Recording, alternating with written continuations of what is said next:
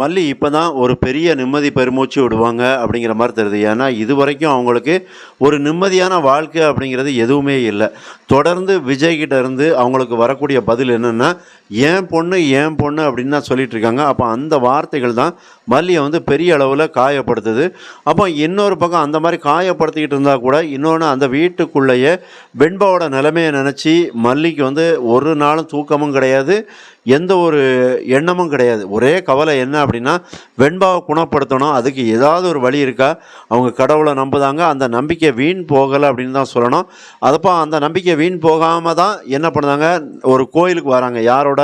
அவங்க அண்ணி நாகுவோட வராங்க. ஏற்கனவே நாகுவுக்கு அவங்க ஒரு பெரிய பிரச்சனை இருக்குது. என்ன அப்படின்னா, அந்த மயிலால் ஒரு பெரிய பிரச்சனை வருது. அதை சமாதானப்படுத்தி வராங்க, அதை சரி பண்ணிடலாம் அப்படின்னு நினைக்கிறாங்க. இப்போ கோயிலுக்கு வந்த இடத்துல தான் அவங்க ஒரு ஹெல்ப் பண்ணுதாங்க, ஒருத்தருக்கு உதவி பண்ணுதாங்க. எப்போவுமே நம்ம வந்து ஒருத்தருக்கு ஒரு உதவி பண்ணணும், எந்த ஒரு பலனும் எதிர்பார்க்காம ஒரு உதவியை செஞ்சோம் அப்படின்னா நம்மளுக்கும் கண்டிப்பாக அதே மாதிரி எந்த ஒரு பலனும் எதிர்பார்க்காம ஒருத்தர் உதவி பண்ணுவாங்க.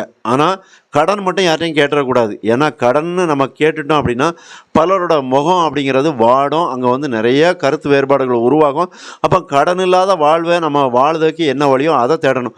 இப்போ இங்கே வெண்பா வந்து இந்த இடத்துல வந்து அதாவது மல்லி வந்து வெண்பாவை எப்படியாவது சரி பண்ணிடலாம் அப்படின்னு தான் நினைக்கக்கூடிய நேரத்தில் கோயிலுக்கு வந்த இடத்துல அவங்க ஒருத்தருக்கு உதவி பண்ணுதாங்க. அப்போ அந்த உதவி யாருக்கு அப்படின்னா, ஒரு பெரிய ஒரு டாக்டரோட அம்மாவுக்கு தான் அந்த உதவியை பண்ணியிருக்காங்க. அப்போ அந்த இடத்துல வந்து அவங்களுக்கு சுயநினைவு இல்லை. பொதுவாக பெரியவங்களுக்கு என்ன ஆகும், மெமரி லாஸ் அப்படிங்கிறது வரத்தான் செய்யும். அப்போ இந்த இடத்துலையும் அந்த அம்மாவுக்கு ஒரு பெரிய மெமரி லாஸ் வருது. இருந்தாலும் அவங்க சொல்லக்கூடிய வார்த்தை அருணகிரி அப்படின்னு சொல்லி அவங்க டாக்டரு, அவங்க ஒரு நியூரோ ஸ்பெஷலிஸ்ட்டு. அப்போ அந்த இதை வச்சு மட்டும் நெட்டில் சர்ச் பண்ணி மல்லி வந்து அதை அவங்க டாக்டருக்கு ஃபோன் பண்ணி சொல்லியிருந்தாங்க. அப்போ அந்த டாக்டர் வந்த பிறகு தான் அந்த டாக்டர் வந்து பெரிய ஒரு நன்றி கடனை யாருக்கு செலுத்துகிறாங்க அப்படின்னா மல்லிக்கு தான் செலுத்துகிறாங்க. ஏன்னா அவங்க அம்மாவை மீட்டு கொடுத்துருக்காங்க. அப்போ அதுக்கு ஒரு நன்றி கைமாறு பண்ணணும் அப்படின்னு நினைக்கிறாங்க. அப்போ அந்த இடத்துல சடனாக வந்து மல்லியும் ஒரு அவங்களோட அந்த ப்ரெசன்ஸ் ஆஃப் மைண்டு ஒர்க் ஆகுது. என்னோடய பொண்ணுக்கு தொடர்ந்து இந்த மாதிரி ஒரு பிரச்சனை இருக்குது அப்படிங்கிற விஷயத்த சொல்லிடுறாங்க. அப்போ அந்த டாக்டர் வந்து நான் நேரடியாக வீட்டுக்கு வர்றேன் அப்படின்னு சொல்கிறாங்க. அப்போ இதில் என்னென்னா, வெண்பாவுக்கு உள்ள ப்ராப்ளம் சால்வ் ஆக போகுது அப்படிங்கிற மட்டும் உறுதியாக தருது. அதுவும் விஜய் முன்னாடி இந்த மாதிரி ஒரு பிரச்சனை சால்வ் ஆகும்போது இனி விஜயால் மல்லியை ஏன் பொண்ணுன்னு சொல்ல முடியாது. ஏன்னா அதாவது விஜயால் வெண்பாவை ஏன் பொண்ணுன்னு சொல்ல முடியாது.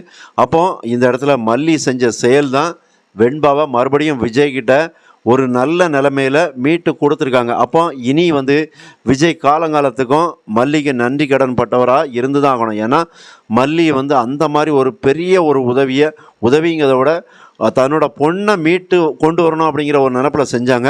இனி விஜய் அதை புரிஞ்சுக்கிட்டால் போதும். மல்லி வந்து என்றைக்குமே வெண்பாவுக்கு பக்கபலமாக இருப்பாங்க, வெண்பாவுக்கு எதிராக என்றைக்கும் இருக்க மாட்டாங்க, வெண்பாவை தான் பொண்ணாக தான் நினைப்பாங்க. அப்படிங்கிறத விஜய் ஓரளவுக்கு புரிஞ்சுக்கிட்டாலே இனி எந்த பிரச்சனையும் இவங்க ரெண்டு பேருக்குள்ளேயும் வராது. ஆனால் விஜய் அதை நினைப்பாரா?